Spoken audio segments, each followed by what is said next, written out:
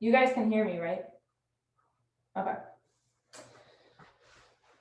All right, let's take a seated position. You guys are already doing that. And just take a moment to adjust yourself so you feel really spread out between the sitting bones. You're finding the center points of the sitting bones. You're tapping into some weightedness in your legs.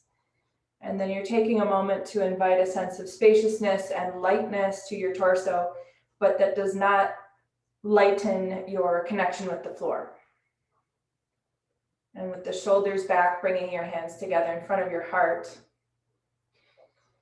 Closing the eyes and looking down toward your cheeks. This is a tense time in the world, so just allowing yourself to be with what is, to come into a more equanimous state of mind, to be in the present, which is the only place that life exists, and to become grounded and centered in yourself.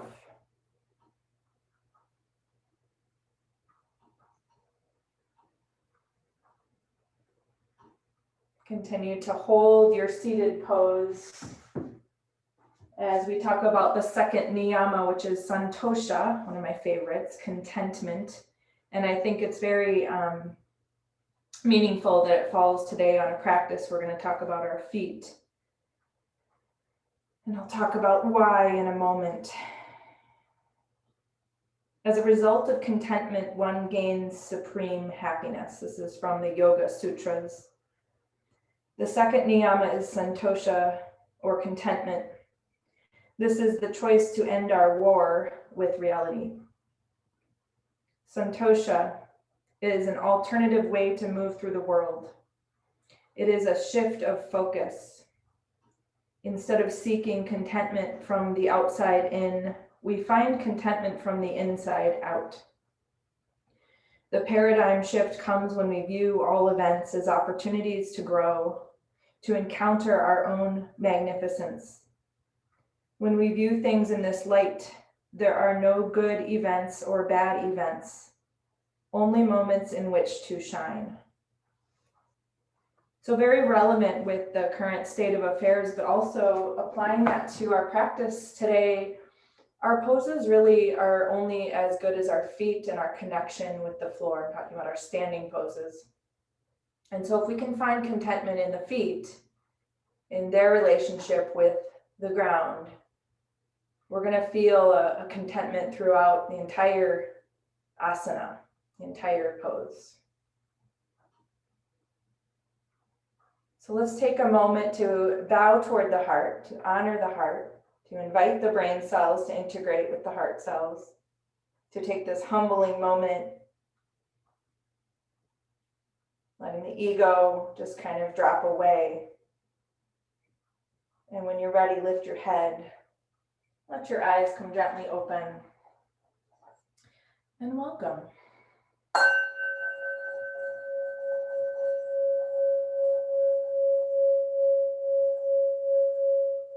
All right, so we're going to do some work to kind of massage the feet before we get up to standing. And so we're going to begin in toes pose. And this is just come onto hands and knees. And you can take your toes and curl them under, like as if you're preparing for downward facing dog. So it's table pose with the toes tucked under.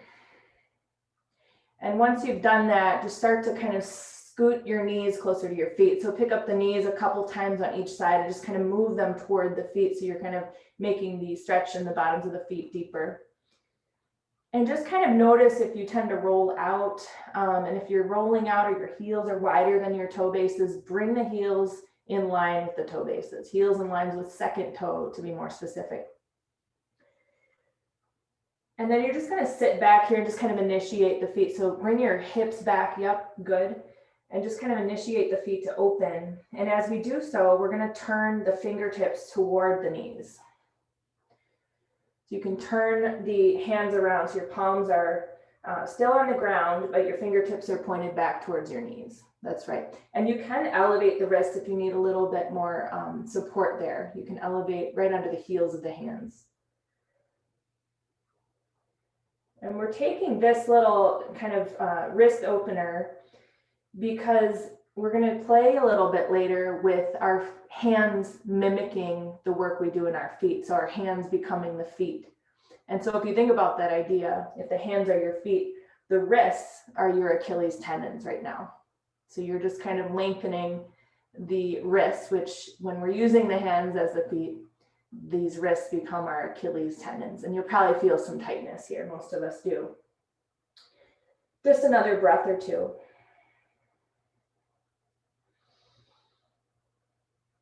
And then you can start to move the hands back so the fingertips point forward. And you're going to start to sit back and just do a little test run to see if it's possible for you to come off the hands. And if it is, then you can stay there. And if it's too excruciating, you're going to come up to still toes tucked under, but putting your hips in line with your knees. So just a little bit less intense. And I'm kind of looking at everybody here, but you can either sit down, buttocks towards the heels, or sit up. So we're going to be working a little bit more with the forearms. So take your arms out in front of you. Cross your wrists. It doesn't matter which, just kind of note which wrist is on top. And then palms face each other, connect your hands. Yep, bring your hands now up under your chin. And without loosening the finger webbing, the grip, start to extend the arms and just begin to stretch the forearms. There'll be a limited range of motion for most of us. We're very tight here.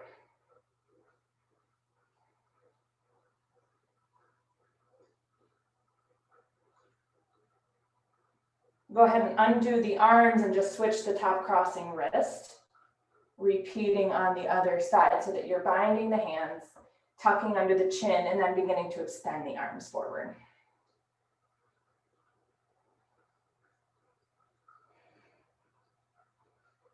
And I'm taking that modified toes pose because I've been breaking in some new boots and my feet are very tight. I don't need a lot of weight in this pose to get a good stretch. Go ahead and undo the arms. You can bring your fingertips to the floor, turn the toes out.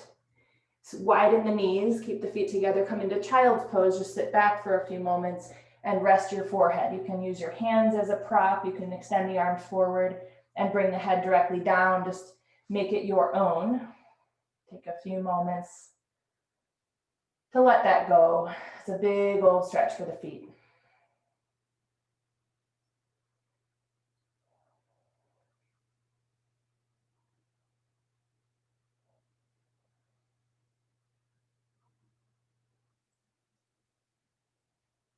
Now we're going to begin to work with the front ankles and supporting the arches of the feet. And one of the best poses for the feet in general is hero pose, but we are going to change it a little bit.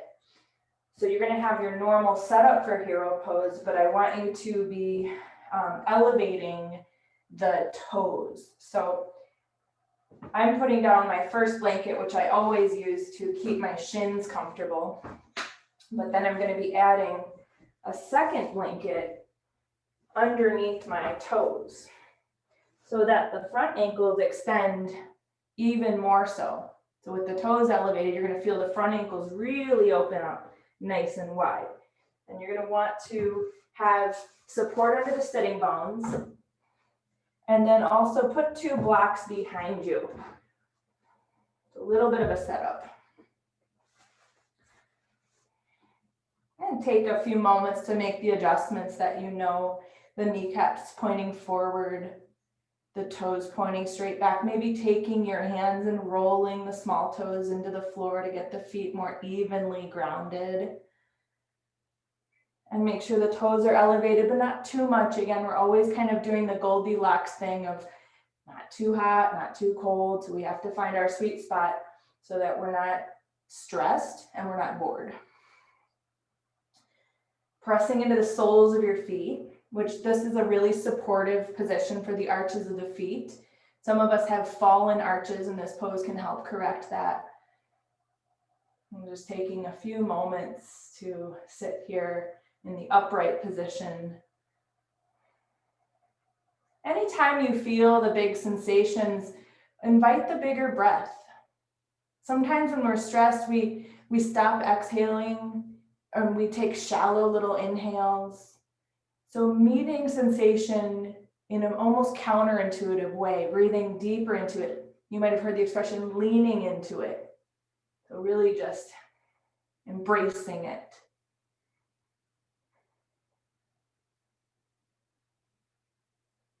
And now we're just going to make it a little bit more intense by taking the blocks behind us. Some of you can recline easily in hero pose, but today I'm not taking us all the way down. So even if you can do a full recline, you're just going to be back on your hands a little bit more to keep some integrity in the legs, to keep driving the knees down, and to keep opening the front ankles and really supporting the arches of the feet. Take that tailbone and just let it start to move into the body, into the soft tissue, towards the ceiling. Keep your chest lifted, try not to collapse the chest. Maybe you can come down onto your forearms at some point.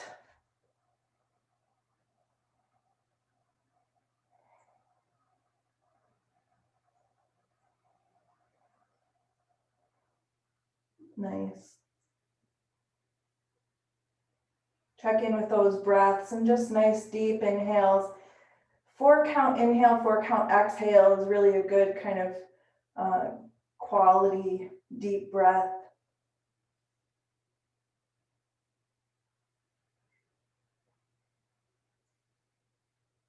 And throughout the class today, just kind of check in. Can you be content in the pose that you've built? Are you present?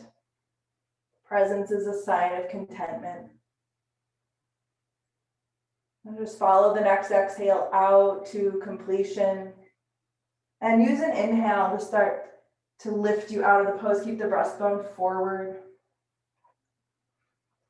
Move those blocks off of your mat. We're going to release the legs with Adho Mukha Svanasana, which is downward dog. So you can start to put all of the things on your mat out of your way. Moving blankets so that nothing will trip you up. And because we've kind of really deeply stretched the feet, we're not going to come into our deepest downward dog right away. So just take a moment to bring the knees off the floor and the hips up. And I want you, with heels lifted, just to take a look at your feet and also feel your feet. For a lot of us, we roll out, just like in the toes pose, the heels kind of widen. So make sure you're even over your toe bases and that your heels are directly in line with your toes. And then think about lifting your heels really high and getting the bottoms of the feet to stretch again. And keep the idea that your toes, all 10 toes, are shooting lines of energy toward your hands. Sometimes when we come up to standing, you're going to notice your feet get all scrunched up and your toes feel like they're moving in the other direction. So really want you to imprint here. Your toes are laser beams shooting towards your hands. And keeping that, now descend your heels without losing any of that toe energy. So there's dynamic action in the feet. Reaching the toes away from the heels. Your toes might even come off the floor if you're really getting into this concept of dynamic feet. And now see if you can bring your heels down and your toes up. Even if your hips have to move forward a little bit.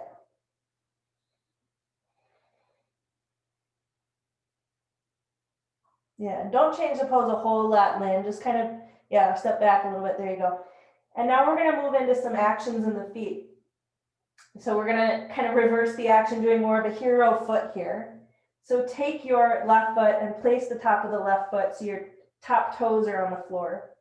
And really open that front ankle again.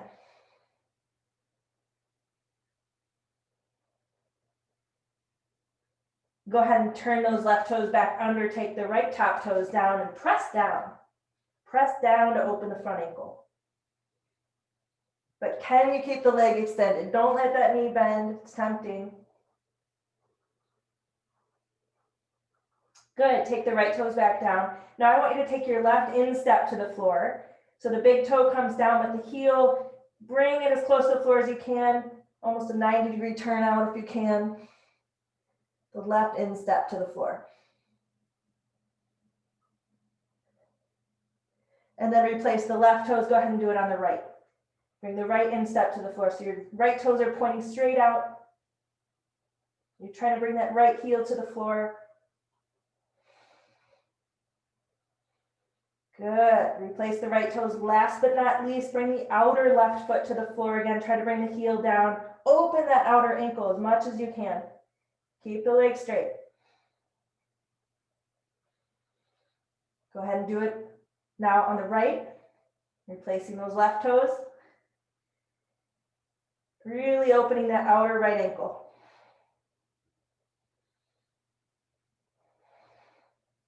Come back to all 10 toes on the floor and come back to child's pose. Sit back. And again, whatever you want to do with your arms, your head, make the pose your own.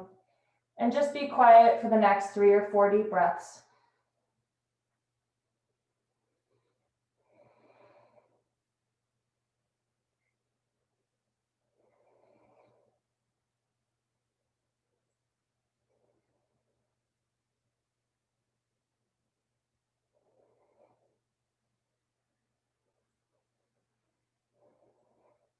We're going to make our way to seated Baddha Konasana. So you can sit up on a blanket. You might even sit up on 2 blankets.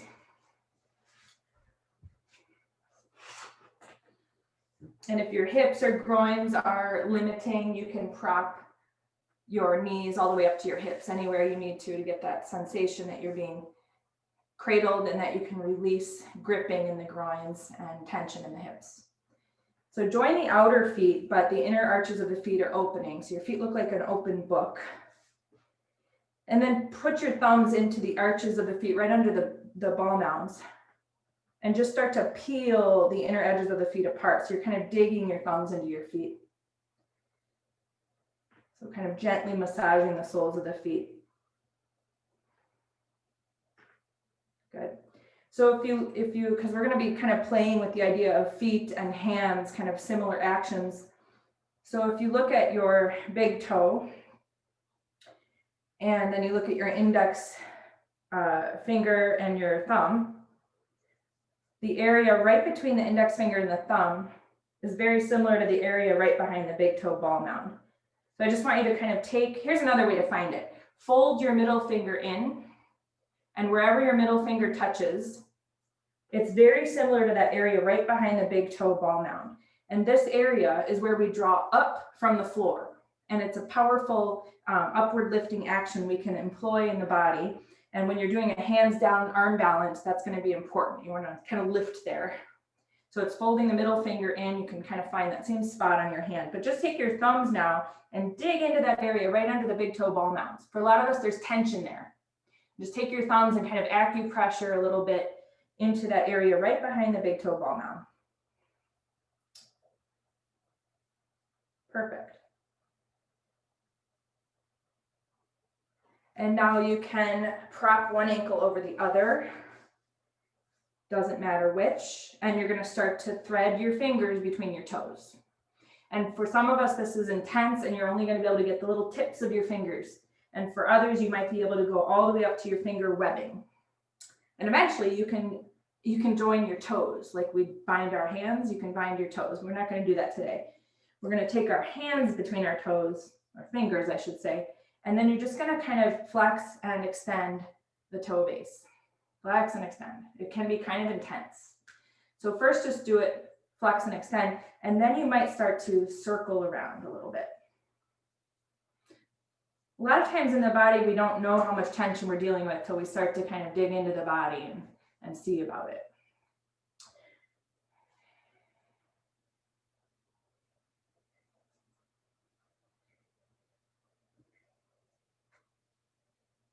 Okay, so we'll leave that foot be. We're going to switch and cross the other ankle and take the fingers of the opposite hand from the foot you're working with and thread them between the toes. And you might notice differences. So one foot might have a little more tension going on than the other.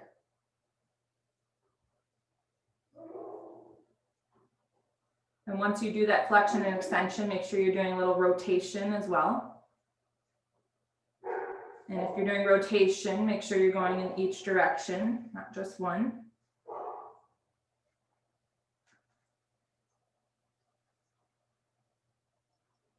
Good.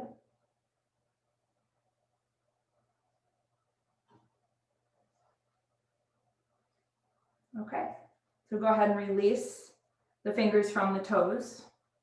And we're going to do one more thing before we come up to standing, which is Bakasana. So this is a really good stretch for the feet. It's also a good stretch for the hands and wrists and forearms.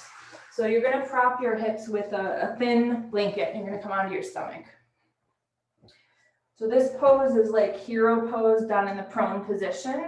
We're going to do it one leg at a time. And we are going to work with the hand grab today. Sometimes I tell you don't worry about it. But today we're going to kind of focus on it a little more because it's a great opportunity to stretch the toes and work with the forearms, wrists, and hand position again. So just take a moment arranging your legs, rock yourself back and forth to lift the inner thighs, to roll the outer hips down, and to be even on your toes. But then we're going to bring the knees together because we want to mimic hero pose. The knees together and the heels are going to find their way outside the hips. It's internal hip rotation. You can take your left forearm and just cross it in front of your chest, elbow under shoulder, and then you can bend your right knee and reach back and just grab your foot, and your thumb is holding your big toe. You have your thumb kind of on the bottom of the foot, your fingers on the top of the foot. And now see if you can hook your big toe into the area between your thumb and your index finger. So you're starting to bring your fingers around. See if you can keep bringing the fingers around to get the fingers to point forward.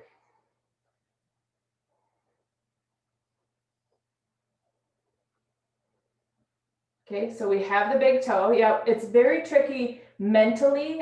This pose actually was more tricky for my mind. I didn't quite get it.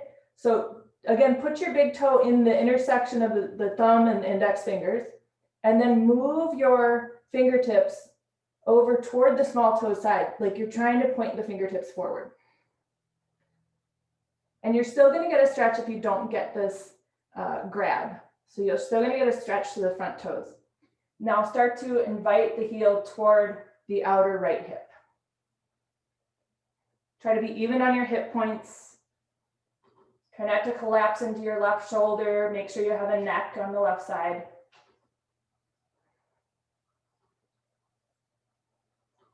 Awesome.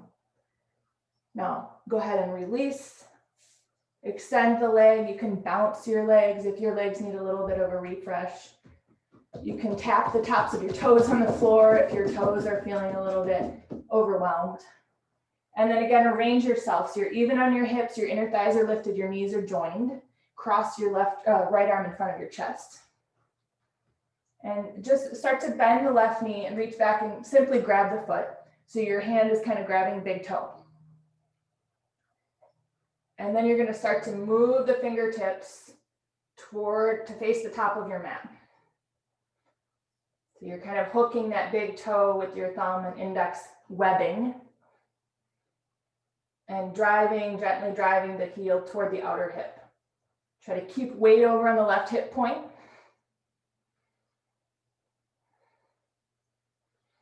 Breathing into the toes, stretch. Breathing into the wrist, stretch if you've got that hand position.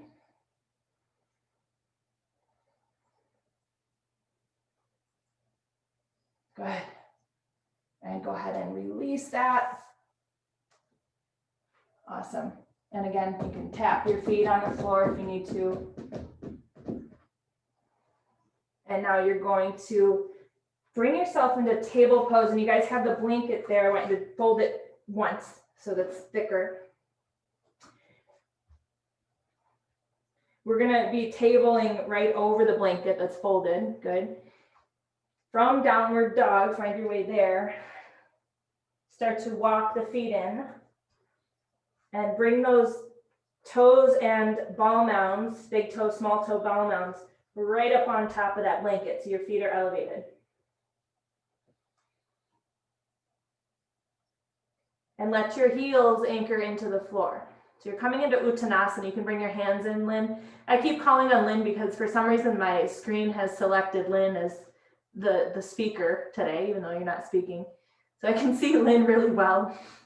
And then Rebecca and John, you guys are a little bit tinier. So bring your hands in even more, Lynn. I want you to get your heels really down. There you go. So BKS Iyengar said that the heels are the brain of the standing poses. So I want you to anchor into your heels here. What he didn't say is that the heels should be heavier. So we are going to equalize the weight in the feet in a moment, but I want you to just kind of sense your heels inner and outer and try to be even on your inner and outer heels. And again, remember we tend to roll out. So if you feel like you're rolling out, see if you can invite some weight to the inner heels. And now bring your hands to your hips and come up to standing. And even though the blanket is tipping your weight into your heels, it's your job to keep pressing down into your ball mounds, into your big toes, into your small toes. You're going to release your arms into Tadasana position. And we're going to talk about the four corners of the feet now. So the four corners are the inner and outer heels, which should be evenly weighted. And then the big toes and small toes.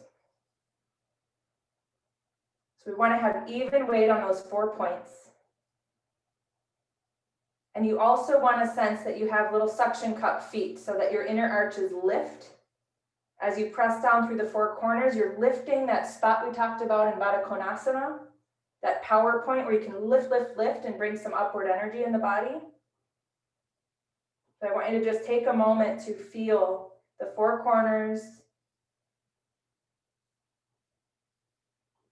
Pada Bandha, which is the upward lock of the feet, the first upward draw of energy between our bodies and the floor. Think about straws there, lifting, sucking up. And keeping your weight moving forward, even though it tends to pool in the heels with the feet elevated. Good. Go ahead and open the eyes and just step off your blanket. And we'll see if we can recreate that in Tadasana without elevating the feet. You can turn towards the front. So I want you to not look down. And usually when I say that, people want to look down right away. Don't look down, and see if you can find your Tadasana feet joined, hopefully, unless you need more width for balance. And then once you think you have it, look down and see what you see. And if it looks perfect, go ahead and leave it. If you need to correct, go ahead and correct. But it's always good to be able to kind of sense our way into things before we just kind of visually use our eyeballs for everything, because then we can build proprioception. So lift all 10 toes from the floor. Try to spread the big toes and the small toes apart and bring as much width to the toe bases as you can. And then keeping the toe bases broad, lengthen the heels back individually, one by one. Close your eyes. And now here's what I want us to kind of play with or imagine, because we're going to take Shirshasana next, which is headstand. And in headstand, we talk about lifting the legs towards the ceiling. So imagine, and a lot of times when you're in headstand, I tell you to think about Tadasana. In Tadasana today, I want you to think about headstand. Lift your legs into the floor. That means you're growing roots out of the feet, but instead of letting the floor push your feet up to your hip joints, see if you can move your feet away from your hips into the floor. Even though that floor is not going anywhere, I want you to lift your legs into the floor. So don't let the floor jam your legs up and shorten them. Think about extending your feet into the floor without squeezing or clamping or gripping or contracting their feet. You should still have soft, very balanced feet, very spacious, responsive feet. Lift your feet into the floor, away from the hips. Good. And now just let that go. Shake out your legs. Okay, so now we're going to do that in Shirshasana.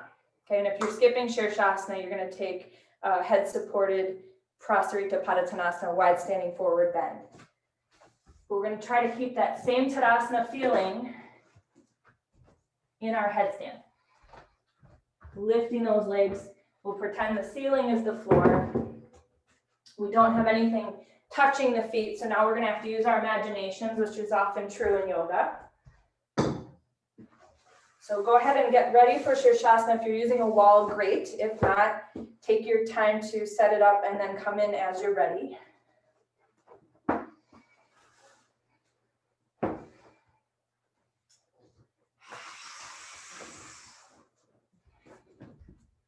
I'm just going to come in briefly and then I'm going to come out and look at you guys.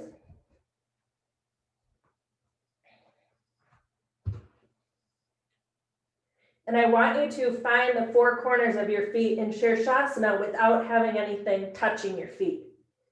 So again, think about if you're rolling out, lift the inner arches of your feet.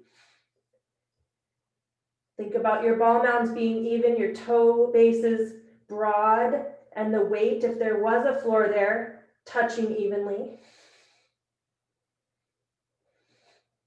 Don't let the legs telescope into the torso. Lift the legs away from the trunk.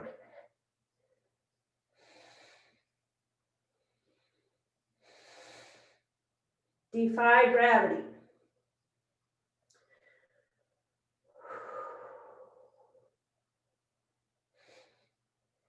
Keep taking the tailbone into the body.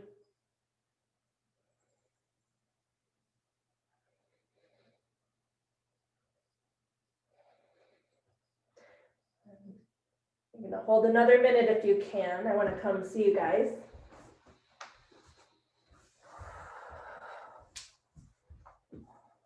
Nice. Good. Really good.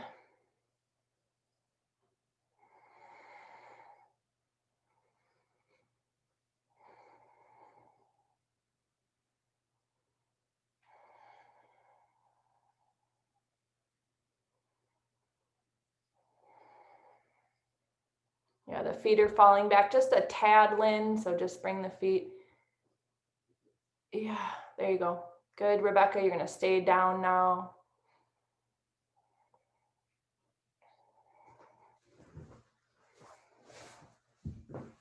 Another half a minute if you're still up.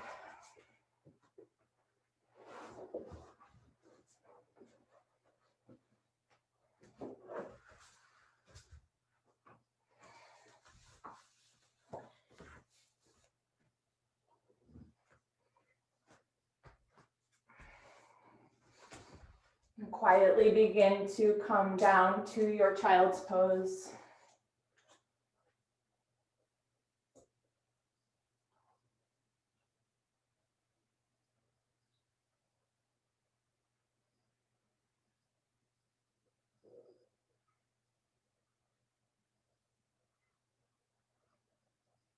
And just spending about a half a minute in child's pose, settling the brain, releasing the effort of the legs and feet, smoothing the breath,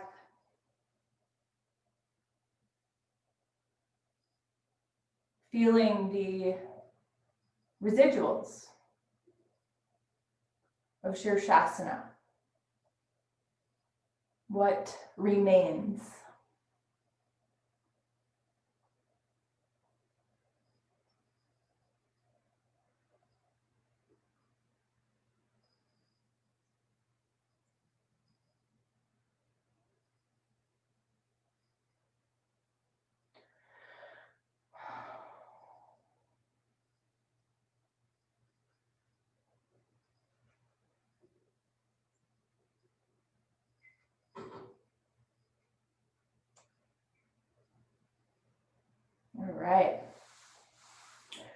Still kind of gearing up for those standing poses. We're actually not going to do a ton of standing poses today. We have 3. But we are going to come up and just really work the feet kind of in a creative way. So we're going to come into Prasarita Padottanasana stance. You can come up to standing and just stepping into your equilateral triangle position. And then you're going to just touch the floor, but make sure you're looking at the feet. The big toes are on the same line, that your toes are in front of your heels, that you're not, so look at your pinky toe. They can tell you a lot. If your pinky toenail is facing out, you're kind of exploiting the stance. So you need to rebalance your feet. Sometimes that small toe ball mound gets all scrunched up and rolled in. Lift your feet and broaden the toe bases, equalize the feet, even though your feet are wide. You're gonna kind of do it differently with the feet wide. Pick up your heels and find the 2 corners of the heels. Good. Yes, good. Big in-breath here. On your exhale, you're gonna bend your left knee and you're gonna bring that right inner thigh toward the floor. Really opening up the outer right ankle. Inhale, come back to center, straighten that leg. Good. Exhale, bend the right knee. And bring that left inner thigh toward the floor. But make this about your feet. Let whatever else happens be secondary to the feet. Inhale, transition to center, straight legs. Exhale, you're going to bend left knee.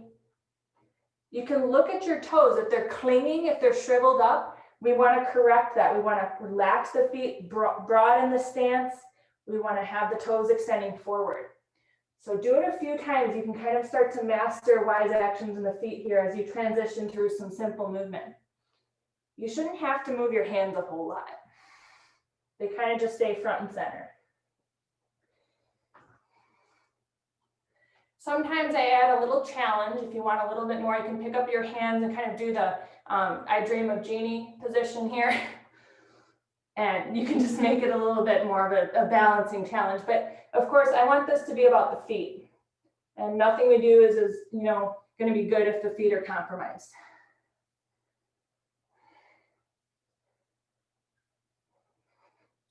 So this is exhausting. So next time you come through center, just take a moment to dangle. You can dangle your head. You might grab your arms and rest the forearms on the ground.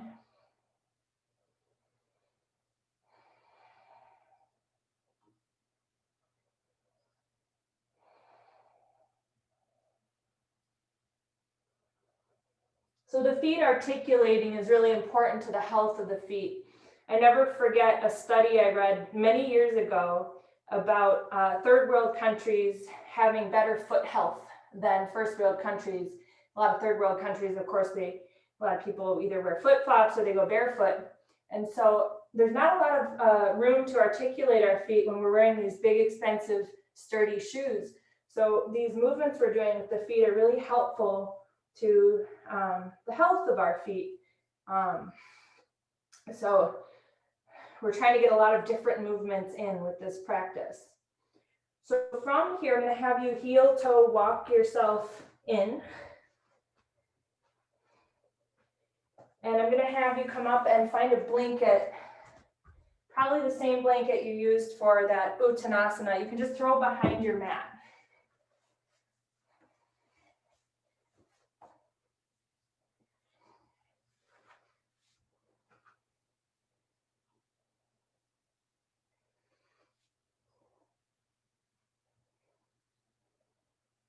Okay, so join the feet, you're back in Tadasana stance. Make sure your heels intersect with the second toes. And we're gonna see how our squat is today. So you can start to bend your knees. Remember, the heels should really stay anchored into the floor until the very last moment. So just kind of start to bend your knees, coming down. You can bring your hands to the floor if you need a little help. And then you're gonna come into a squat. For most of us, the heels come up. And so that's why that blanket is behind you. And once you see that you have your heels up, for most of us that's true, put the blanket there to fill in the space so that you can still anchor into your heels. Yep. So lift your inner arches of your feet, Pada Bandha, but then also engage Mula Bandha, which is the root lock. So lifting there, it's that little contraction we all learned when we were potty trained. So it's just a little blink of energy at the perineum. And then extend your arms forward to help you keep the weight in the tailbone and in the heels.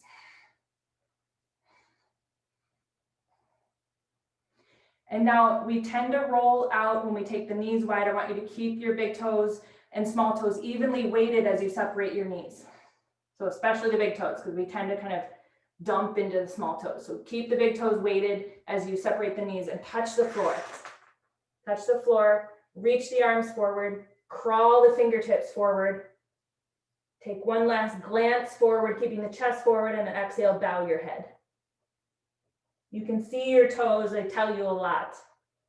So if your small toe is pointing out to the sides, try to weight the inner arches of your feet a little bit more. Try to weight the inner heels and the big toe ball mounds.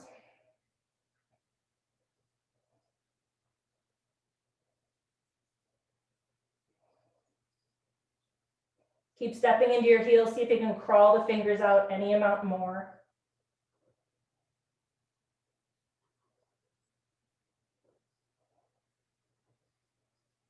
This is not forward bending week, so we're not going to be doing the full malasana, but I'm going to have you take one more chance to weight your heels and crawl those fingertips out any amount more. I have some nice dirt on my floor that I can use kind of as a focal point. It's not actually dirt, it's my mat starting to disintegrate. Little bits of my mat. I'm crawling my fingertips towards those little specks on the floor, but keep those heels weighted. Keep the feet from clinging. Make this about your feet. Good. And now reverse it all back in. So bring your hands toward you. And as you raise the arms, bring the knees together. And then go ahead and sit down for Vajrasana. Just sit back on your heels. Tops of the feet. You can bring your hands to your thighs. Put your shoulders over your hips. Close your eyes. Just take a few moments to anchor into your shins, to elongate the front ankles, to kind of reverse the action of the feet from Malasana. Take the tailbone in.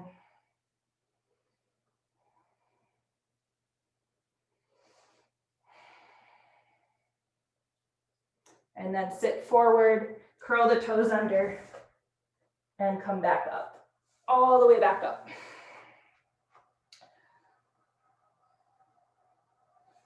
All right. So we're going to be a little playful to really articulate our feet, which are constantly having to negotiate as we try to face gravity in this. We're kind of always in opposition to gravity when we're on our 2 feet. And so we're going to be playing with one foot. I'm going to turn sideways so you can kind of see. I'm going to be anchoring my left foot just so you can see my right leg. So you can do that too if that works for you. One thing to notice before we take the other leg, the right leg off the floor, is you want to have wise actions in your standing leg. So the toes should be straight ahead. A lot of times we turn toes out, which feels stabilizing, but it isn't. So put your toes directly in line with your heel. Take hold of your hips. And we're going to be transitioning from a warrior 3 kind of shape to a Padangusthasana shape. You're going to bend the knee on the transition. Okay, so bend the knee, warrior 3, and your focal point, your attention is in your left foot. Okay, so do it at your own speed. You don't have to do it on, like, we don't have to be synchronized with it. And just sense your standing foot, how we kind of negotiate and shift weight around as we move through space like this. There might be a tendency to kind of cling to the floor, which again, we think is stabilizing, but it shrinks the surface area. When the foot is tense, it's not as responsive or intelligent. Good. So keep transitioning through Padangusthasana to warrior 3. We'll do it twice more on this side.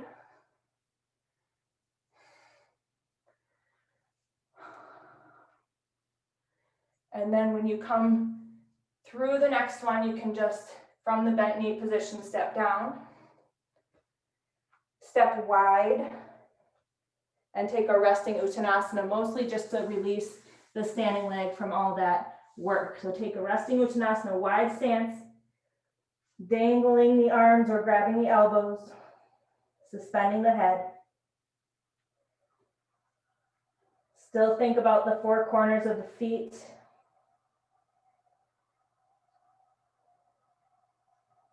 The feet are wide again here, so notice if you're kind of rolling out to small toe. Make sure to balance your feet. Spread the toe bases broad. Extend the toes forward.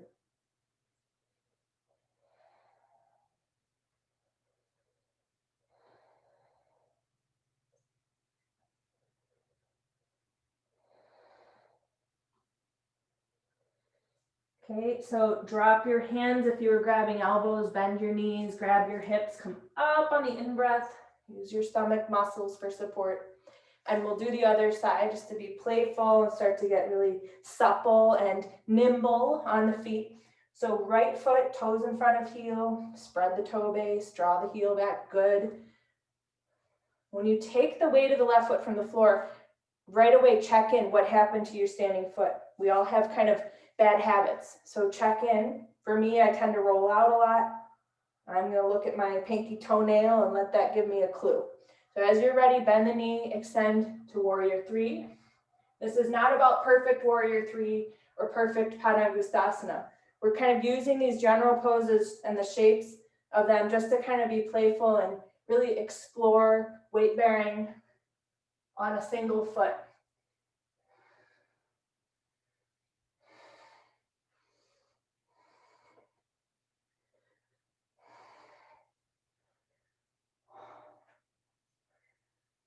Good.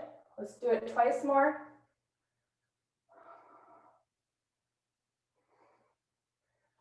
Yes. Good. And now next time you transition with that knee bent, you can just step the foot down. Again, step to the edges of your mat. Come into a resting Uttanasana without distorting your feet, even though they're wider than your hips. Anchor into your big toe ball mounds and be even on your heels.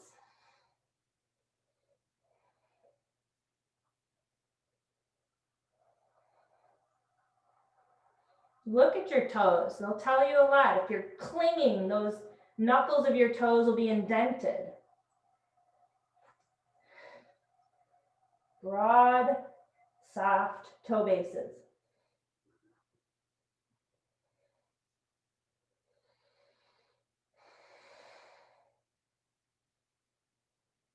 Good. Help yourself up in a safe, supported way.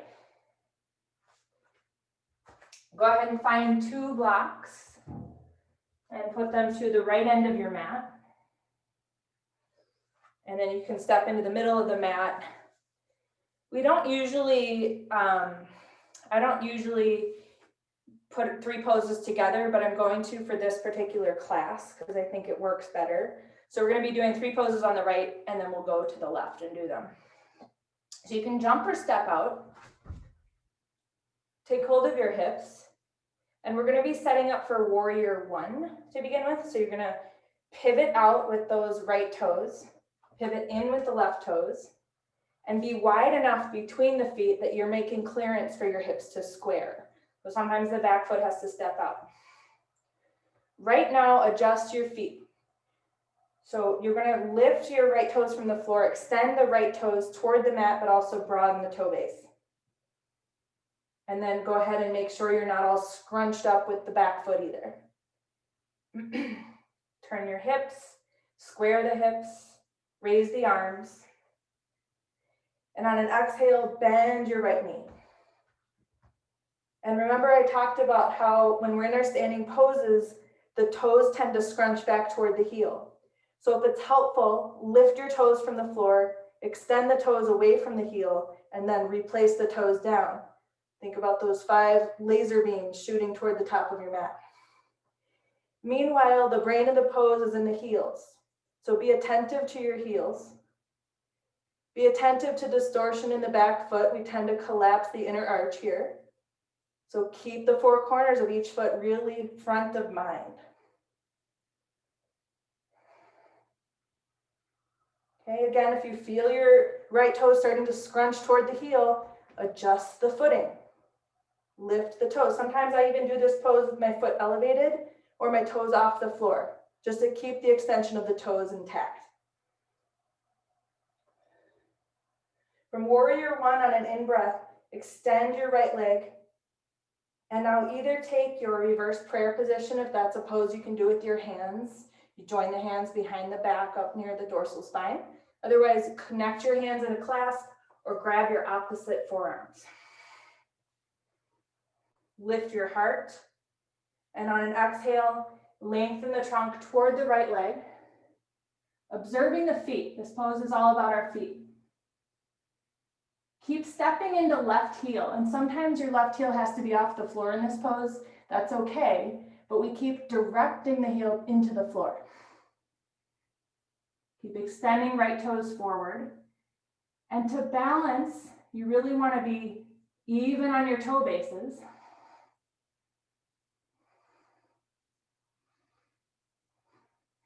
Because we tend to shift weight to the right here, you're going to shift your weight across the ball mounds of your front feet from right to left to equalize, not to create imbalance, but to equalize.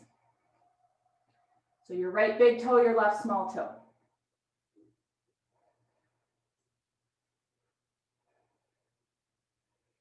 Contentment.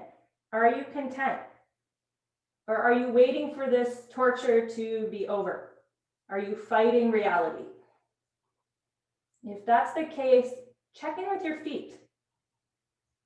Find a connection with the feet that's one of peace, contentment, sustainable. You're going to come halfway out of it and take those blocks, position them evenly around the right foot. We're going to finish with revolving triangle.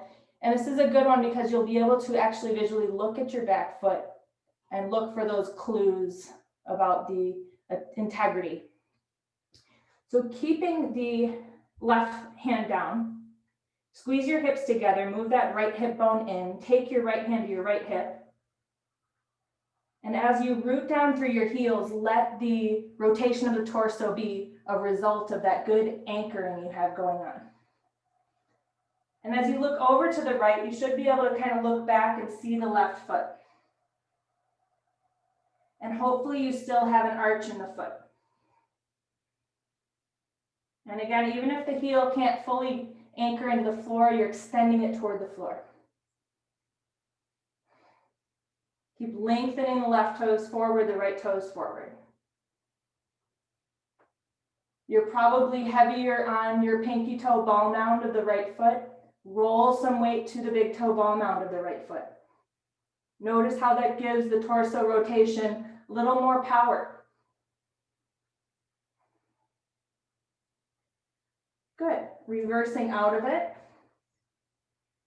You can walk your blocks around through Prasarita Padottanasana and just place them all the way to the other end of the mat.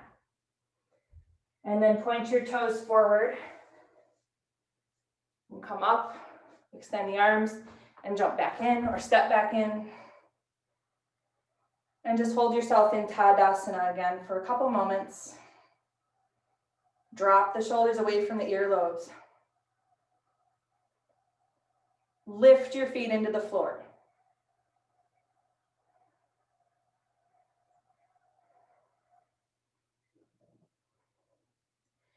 Be a container for your breath, no judgment. Not trying to customize your breath to some expected designer breath. Just let it be.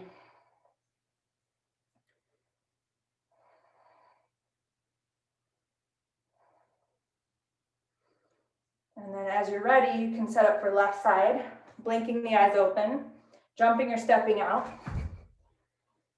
And then pivoting from the root of the thigh, so the left toes turn out, right toes turn in, maybe opening up the stance a little bit wider to clear for the hips. Balance your feet, take some time here. A lot of times we end up with distorted surface area in the soles of the feet. So we want broad toe bases. It's a little bit tricky to open that up in the back foot. You might need to do a little manipulative kind of, what's that word, finagling. Lift your left foot like you're letting off the gas. Extend those left toes out and then place the foot with extension and with expansion. So the vertical and horizontal space. Raise the arms. On an exhale, taking the left knee above the left ankle as you take that right heel toward the floor, into the floor. And notice where the weight lands. You might feel uprooted in that right pinky toe ball mound. What happens when you bring some weight there?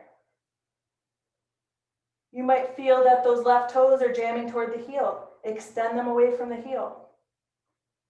How does that change your experience? Keep refining the feet. Everything will follow suit. We've all heard the story of the Leaning Tower of Pisa. So it's no small thing to build those poses really well from the ground up.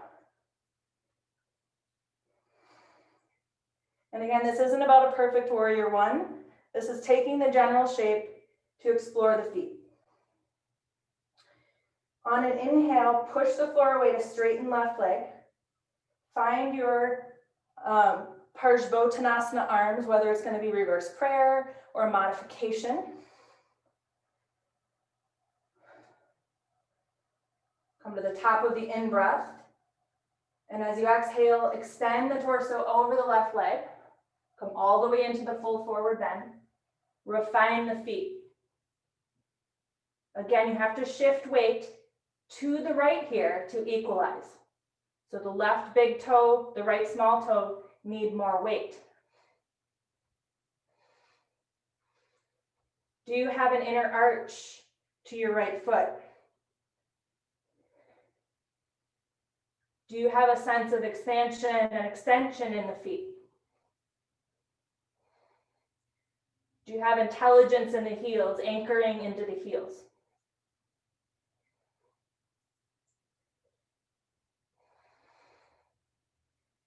Now come halfway out of it on the in-breath. Position the right hand to the right block just under your shoulder. The left hand to your left hip. And you can revolve your torso. And the reason we have that second block there is if you are open enough, you might have positioned your right hand to that block that's near the back of your mat.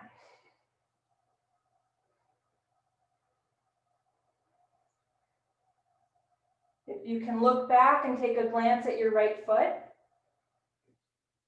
you want to check in with kind of the visuals on the toes, again, looking for those indentations on the knuckles. That's a sign of distress. It's a sign of clinging. Keep rolling weight to the right small toe, left big toe, and anchor into your heels.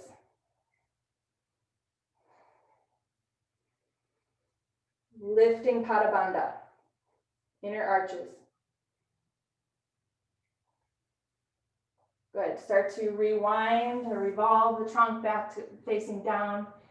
Carry your blocks with you as you walk to center.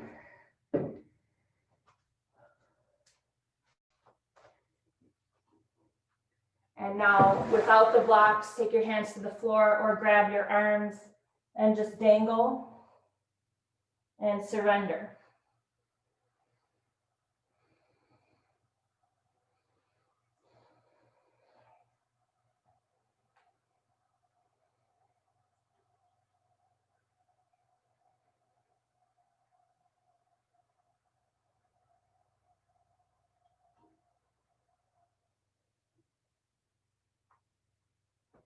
Notice your ball mounds here. We tend to scrunch the small toe ball mound toward the big toes because of the spreading of the feet. Can you lift up the big toe small toe ball mounds away from the floor and grow them away from the big toe ball mounds? Can you suck the outer ankle bones in? Can you keep toes extending forward? Are your inner and outer heels evenly weighted? Or are they also scrunched?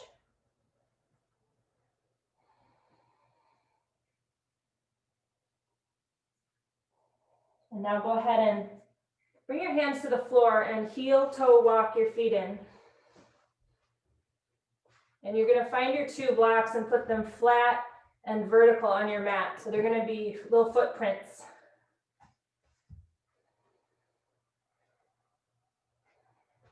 And then you can step on them and squat. And now just once with Bakasana, different than Bakasana. This is the crow, also known as a crane pose. This is where we're going to pretend our hands are our feet and just kind of translate what we've learned to see if we can treat our hands like we've treated our feet. So just like Malasana, the feet are going to stay in integrity as you let the knees widen. So you don't want to roll out to your small toes. You want to anchor into your big toe ball mounds. You don't want your heels to roll out. So think about heels, even if they aren't touching anything, would they be evenly weighted if they were? And then you're going to bring your hands to the floor. And you're just going to kind of really feel the heels of the hands. You're going to feel all your finger pads. You're going to notice if you're more on your pinkies than your index. And you're going to find that upward lifting bandha in your hand. So again, you can fold your middle finger in toward your palm, and that's kind of the spot where we want to lift in the hand. That's our upward draw. So sometimes you see practitioners and they actually are Spider-Manning the floor. They're not, they have air between their palms and the floor. That's to kind of intensify that bandha. So you might feel like you're tenting up your hand a little bit. So bring your weight forward and try to hug your knees into your shoulders. And now because we're trying to fly up, because we're going to do an arm balance, we're going to try, you want to engage other bandhas as well. So the pelvic floor is another one. So instead of just letting your spinal energy dump down into your perineum and drop to the floor, make yourself lighter by lifting or capping that lowest aperture with that little squeezing action at the perineum. One more place you can engage is moving the navel, Uddiyana Bandha, in and up under the ribs. Bring your weight forward and just see about engaging your bandhas and taking flight. Okay? Don't worry, don't cling to perfection. Good. Nice. Now when we engage bandhas, sometimes we stop breathing. That's never the goal. So even though you're engaging these contractions in the body, breathe. Okay, suction cup hands. And you're going to come forward and back a few times until you can kind of get the experience. Even if you don't take flight, you could try just one foot. That's one way to kind of feel it without actually feeling vulnerable or not ready. And one more thing, sometimes there's a mental block because we're all very protective of our heads. So you might, in another class, throw down a blanket or bolster where your head is so that you feel more safe. All right, that's all we're going to do with that. That was just a little fun, let's treat our hands like our feet moment.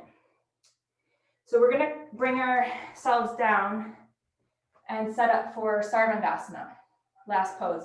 And if you prefer, if you're kind of worn out, take legs up the wall pose, which is a lot less effort. And if you still have some starch, as my mom says, then you can set up for Sarvangasana, for shoulder stand. And we will just segue right into Shavasana, so make sure that you have everything prepared for final resting pose.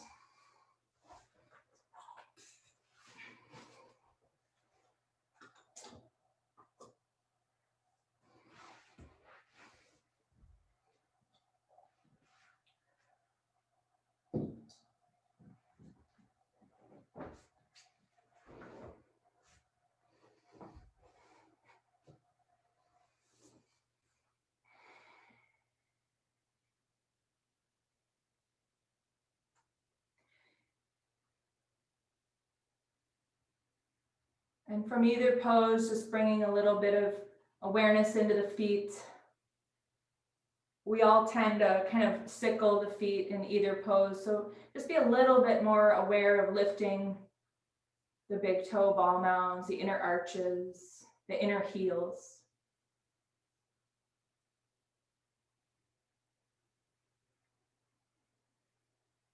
If you're in Sarvangasana, we don't point or flex. We kind of go right in between. We keep the front and back ankles both nice and long. So in other words, we wouldn't see a bunch of creasing on the front or back ankle. Some teachers call it the Barbie shoe foot. Barbies always look like they're ready for high heels.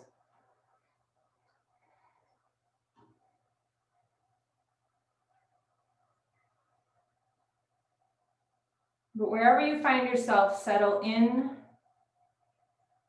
If you're fighting with reality, it might be a sign your ego is driving the practice. You're not abiding by what is the rightful thing to do, the needful.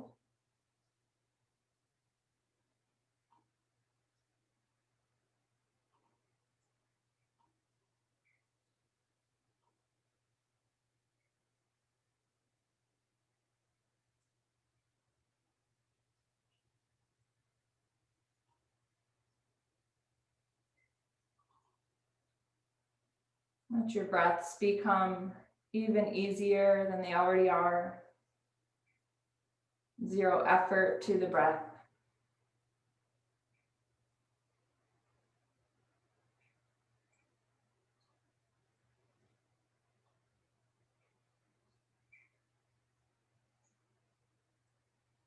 If you're in Sarvangasana, now you've come into Jalandhara Bandha as well. Very highest aperture of the spine. The chin is sealed into the chest, keeping the energy of the spine capped at the lowest point because you're inverted. So it's helping that upward lift.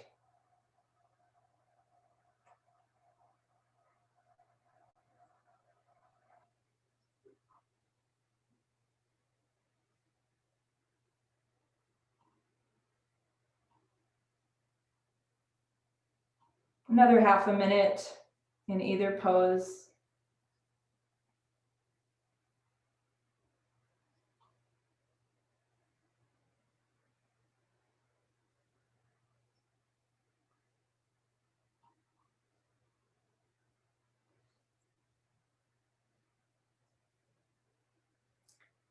You're going to start to come out of either pose as gently and as carefully as you came in.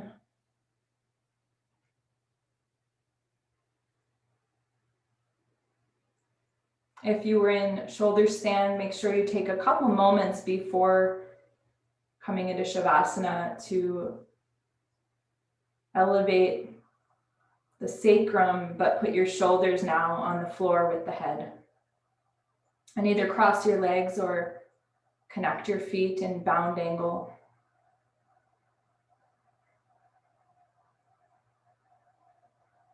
Giving the lower back some support after that big pose.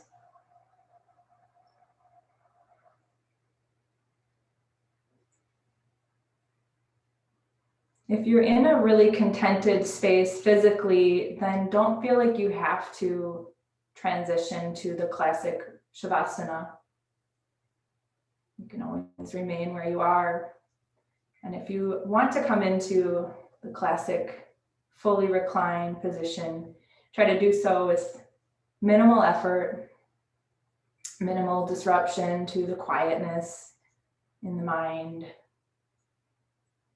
The sense organs have already started to gently pull away from the outer world. So just try to protect that and come into your Shavasana quietly. Give yourself whatever support you need, including covering for the eyes or the body.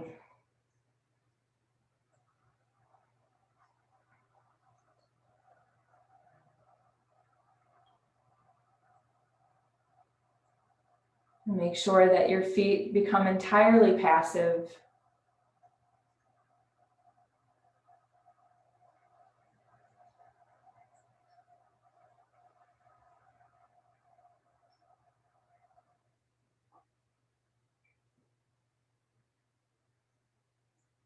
Happy feet, happy body. Maybe feeling the effects of these really malleable, supple feet starting to travel up the limbs of the legs. One of my teachers said it's like you've been soaking in ginger ale. You'll feel a little effervescent inside, a little bubbly, a little brighter, a little more invigorated, energized.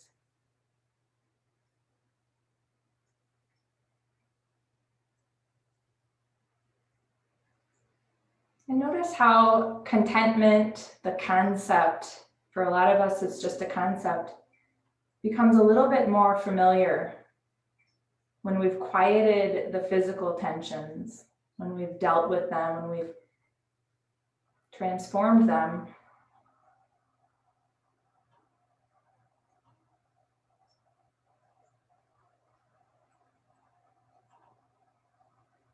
Reality and presence is a safe and happy place to be.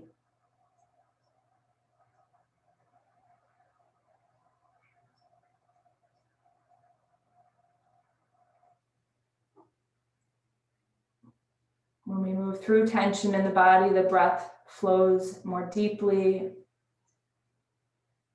flows more thoroughly throughout the body. So with the next few breaths, just visualize your breath like rivers all throughout your body. Many channels. Some are very well worn. They've always been there, well-known pathways in the body. Some are new because of this practice. So just see your breath flowing in and out as little rivers throughout your body.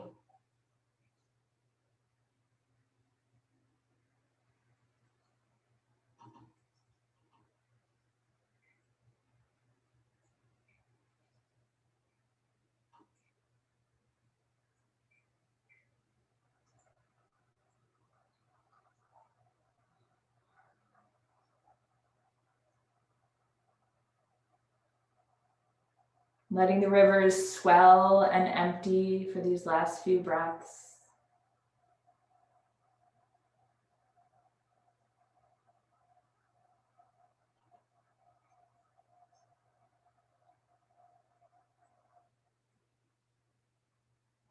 And now just begin to wiggle your toes. Squeeze them, spread them. Do the same with your hands. Then begin to rotate the ankles, rotate the wrists, rock the head. And then bending elbows and knee joints. And easing to either side of your body.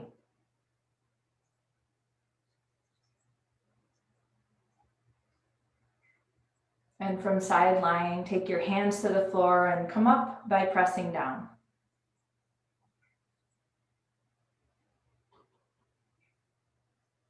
Finding yourself seated once again, joining the hands, but that space at the palm, separate that space. So there's space between your palms. Just let this represent, the spaciousness represent this little seed of potential, the seed of your own heart.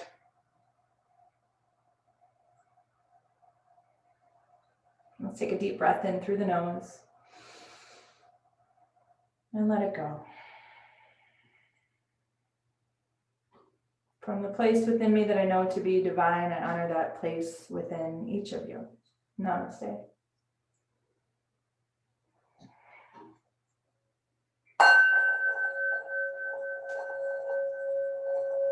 All right. Thank you all for being here on this kind of awkward time. I hope it works with your schedule. Enjoy this beautiful weather and come back Friday if you want more foot care. All right, you guys, we'll see you soon.